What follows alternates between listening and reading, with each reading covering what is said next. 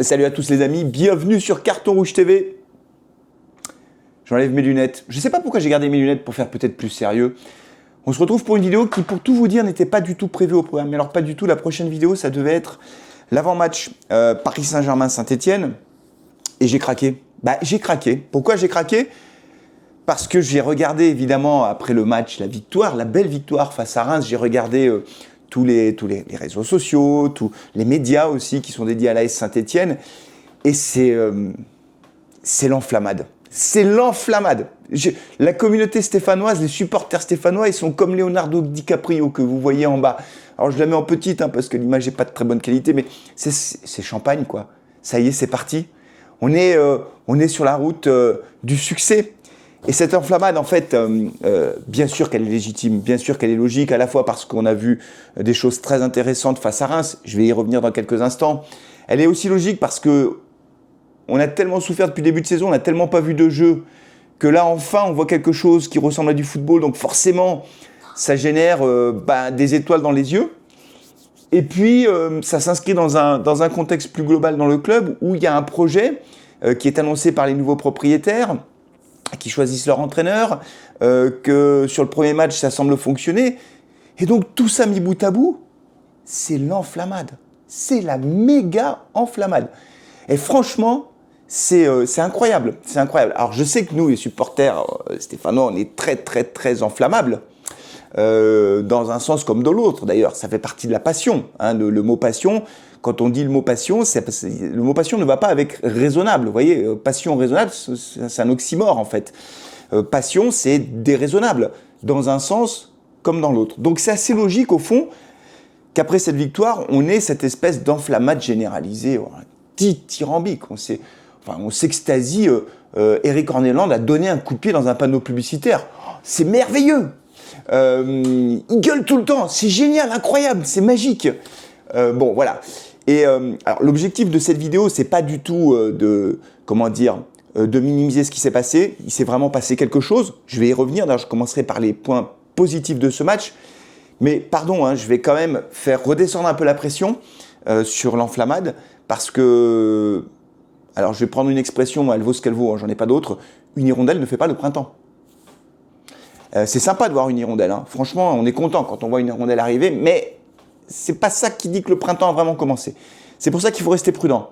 Parce que je pense qu'il y a encore plein de problèmes à régler, que Eric Orneland, même si c'est un magicien, et voilà, je ne sais pas si c'est un magicien, on verra, sur le long terme, il faudra du temps pour le juger. On ne juge pas un entraîneur après un match, et que de toute façon, lui aussi aura besoin de temps avec son staff pour que l'équipe complètement intègre tout ce que lui souhaite voir sur le terrain. Et il n'est là que depuis une semaine, enfin 15 jours maintenant. Donc en fait, il n'a pas eu beaucoup de temps. Donc il faut attendre en fait. Il ne faut pas s'enflammer. Et voilà. Alors ce qui a été bien face à Reims, bon, je l'ai déjà dit dans le débrief, mais je vais pas trop passer de temps dessus, mais l'élément qui saute aux yeux, c'est que en très peu de temps, Eric Orneland a réussi à faire passer les principaux messages de ce qu'il attend de son équipe aux joueurs. Il y a eu un changement, il y a un avant, il y a un après. Voilà, c'est avant-après. Avant la fin de l'année, match face à Marseille, les défaites là, qui n'arrêtaient pas de s'enchaîner en championnat, une équipe apathique. Nous, on l'avait dit, alors c'est Franck, encore une fois, qui avait trouvé cette expression. Il y a 11 plots sur le terrain. Après le match face à Nice, c'était 11 plots, ils ne bougeaient pas, les mecs. Aucune intensité, aucune agressivité sur le porteur du ballon, ou désordonné, une équipe qui ne jouait pas en bloc, incapable de faire un pressing haut, des plots sur le terrain. Bon, là, il y a un avant, il y a un après. On voit qu'avec Eric Orneland, il n'y aura pas de plot sur le terrain. Ça, c'est une certitude. Avec son style, avec son charisme, son énergie, il n'acceptera pas que les joueurs restent pantois sur le terrain. Donc, le premier point très positif, c'est que l'électrochoc a eu lieu, au moins sur ce premier match. Et que, au fond, quand on voit la personnalité d'Eric Orneland, quand on voit la façon dont il se comporte, on sent bien que cette pression qu'il met sur les joueurs pour avoir de l'intensité, elle va continuer. Voilà, les prochains matchs, ce sera pareil. Et sur tous les matchs, il sera comme ça et il va mettre beaucoup de pression. Donc ça, c'est vraiment un point très positif parce que c'est ce qu'on attendait. On voulait voir plus de jeux. On veut voir une équipe stéphanoise qui pose des problèmes à son adversaire. Mais pour poser des problèmes à son adversaire, encore faut-il jouer au ballon. Encore faut-il faire un pressing. Encore faut-il être agressif sur le porteur du ballon. Et donc ça, on l'a vu. Et ça, c'est vraiment très positif. Autre point positif, c'est que Stassin a marqué, il a été passeur, et que Boakye a marqué 2 fois. C'est très positif parce que je pense que c'est des garçons qui ont besoin de confiance. Ce sont des jeunes joueurs et ils ont besoin d'engranger de la confiance, ont besoin d'engranger de l'expérience, donc du temps de jeu. Il n'en reste pas moins que il va falloir qu'il confirme. En particulier Stassin. La bonne nouvelle pour Stassin, c'est que le nouveau système de jeu va clairement lui permettre d'avoir beaucoup plus de situations dangereuses. Il l'a dit d'ailleurs au micro des journalistes en fin de match, il a dit oui, j'ai touché beaucoup de ballons, c'est beaucoup plus facile pour moi de me créer des situations dangereuses, j'aime bien jouer devant le but. Quand il jouait avec le dispositif d'Olivier Dalloglio, quand on voyait qu'on jouait très bas, lui il était obligé de décrocher. Et pour un attaquant de pointe, décrocher très loin, c'est compliqué parce que tu dois retraverser tout le terrain et que quand tu retraverses tout le terrain, tu peux te retrouver en bout de course en manquant un peu de lucidité. Donc c'est plutôt pas mal, même si, et là je vais rentrer dans la partie peut-être attention, ne nous enflammons pas, même si j'attends la confirmation de Stassin. Ce qui est dingue avec ce joueur, c'est qu'on sent qu'il a de la classe, on sent qu'il a du potentiel. Il a des gestes techniques d'une élégance rare. D'ailleurs, je ne sais plus qu'est-ce qu'il a dit dans les commentaires de mon débrief. Il fait penser un peu à Van Basten, mais c'est pas faux. Mais c'est pas faux. Il a un petit faux air de Marco Van Basten, Lucas Stassin. Et il est très jeune. Donc il a du potentiel technique. Malgré tout, je trouve que dans certaines situations, il manque vraiment de lucidité dans le dernier geste. Alors, il est jeune, il va progresser, il va emmagasiner l'expérience. En première mi-temps, il rate des occasions qu'il ne doit pas rater, objectivement. Le but qu'il met est un but magnifique. Dans sa dernière phase, attention, parce que là, évidemment, ce but a tourné en boucle et c'est normal parce que c'est un très beau but. Le dernier geste est génial. Franchement, il a la lucidité de faire cette petite pichenette. Alors qu'il est dans une situation un peu déséquilibrée. Vous voyez, il a fait un crochet sur le défenseur alors qu'il était vraiment en plein sprint. Donc c'est très compliqué. Et malgré ça, il a la lucidité de faire une pichenette qui est parfaitement exécutée. Et derrière, ça fait but. Le but est magnifique. Mais je n'enlève rien à la qualité de son but. Hein, ne me faites pas dire ce que vous voulez dire. Mais il s'est rattrapé parce que si vous regardez bien le but, son dernier contrôle, enfin pas son dernier contrôle, c'est la dernière fois où il pousse le ballon, il le pousse trop loin en fait. Et c'est pour ça que d'ailleurs que le défenseur tacle, c'est parce qu'il pense pouvoir l'intercepter. Alors Stassin a le temps de faire ce crochet, mais il rate un peu sa conduite de balle. Et donc c'est un peu dans le dernier geste que Lucas Stassin, à mon avis, devra progresser. Physiquement aussi, il va falloir qu'il progresse. Je reste convaincu quand même que dans un dispositif avec 2 attaquants, il serait meilleur. Là, on l'a vu avec Boakye, ça a bien combiné, notamment quand il fait la passe décisive, donc c'est très bien. Donc j'attends de voir quand même pour Lucas Stassin, il faut qu'il confirme, voilà, il va emmagasiner de l'expérience, il faudra voir ses stats en fin de saison. Là, il va avoir du temps de jeu puisque Sissoko est encore suspendu pendant plusieurs matchs et qu'il n'y a pas de remplaçant. Pour Boakye, j'attends de voir aussi. Son deuxième but est très beau, franchement, il fait preuve de beaucoup de lucidité, il la met parfaitement. Le premier but, bon, c'est un but d'attaquant, de renard des surfaces, très bien, il était là. Lui aussi, j'attends de voir. Je ne suis pas encore complètement convaincu de Boakye. Mais encore une fois, ne me tombez pas dessus, hein, là, tous ceux qui sont enflammés, voilà, etc. D'ailleurs, je dirai un mot sur mon débrief parce que j'ai vu des commentaires rigolos. Ne me tombez pas dessus.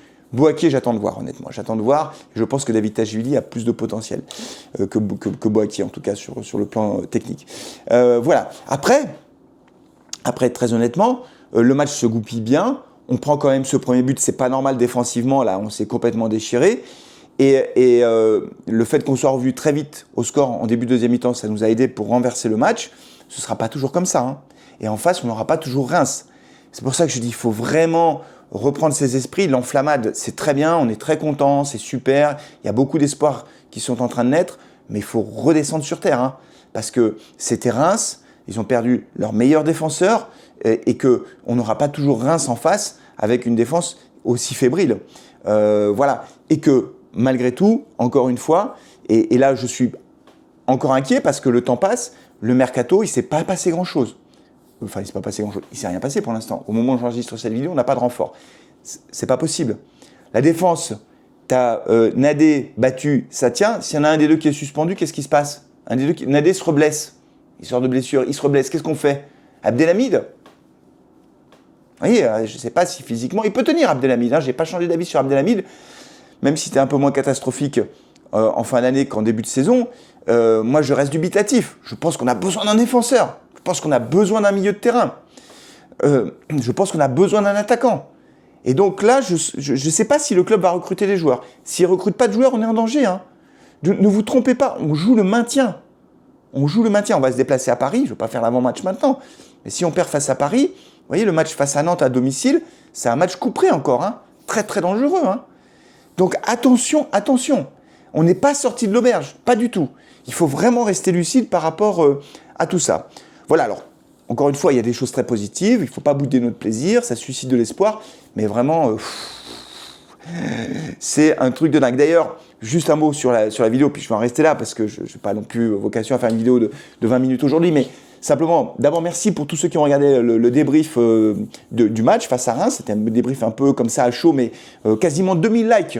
On a quasiment battu notre record. Je n'ai jamais fait 2000 likes sur un débrief. Donc allez-y, hein, si vous n'avez pas encore liké la vidéo du débrief, faites-le parce qu'on n'est pas loin des 2000 likes. Beaucoup de commentaires, évidemment très enthousiastes de vous, en disant que ils avaient enfin vu du foot à Saint-Étienne. Il y en a certains qui m'ont dit « Tu devrais t'excuser, Flavien, pour ce que tu as dit sur la data et tout ça. » Je n'ai pas changé d'avis sur la data. Moi, j'attends de voir. Hein. Franchement, encore une fois, le mercato, on verra s'il est réussi à la fin de saison. On verra les stats de tous les joueurs. On verra ce qu'ils font sur la deuxième partie de saison.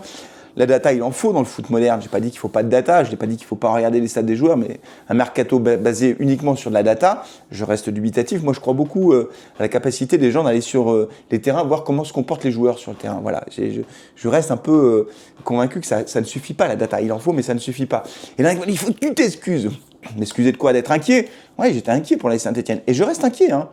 Je vous assure, il ne faut pas... je souhaite ardemment que les Verts se finissent cette saison tranquillement en assurant un bon maintien. Voilà, si Eric Orneland nous assure le maintien tranquille, il aura plus que rempli sa mission. Mais encore une fois, c'est pas fait. C'est pas fait. Le foot, ça va très vite. Hein. Ça va très très vite. Et là, pour l'instant, il y a une dynamique qui se crée. Les joueurs semblent adhérer. L'entraîneur va pouvoir capitaliser sur ce match pour continuer à faire passer ces messages aux joueurs, mais ne nous enflammons pas. C'est l'enflammade, les amis, mais c'est normal, c'est normal, c'est normal. Donc on se retrouvera pour l'avant-match face à Paris. Dites-moi si vous êtes enflammé ou si maintenant, après 2 jours là, ou 3 jours après le match, vous commencez un petit peu à redescendre sur terre en vous disant « Oula, il faut quand même qu'on arrête de trop s'enflammer, il faut qu'on reprenne un peu nos esprits parce que c'est pas gagné encore, c'est pas gagné. » Voilà. Merci beaucoup les amis. N'oubliez pas de vous abonner à la chaîne. On va se rapprocher des 30 000 petit à petit. Et likez la vidéo. Merci beaucoup. À très bientôt. Ciao.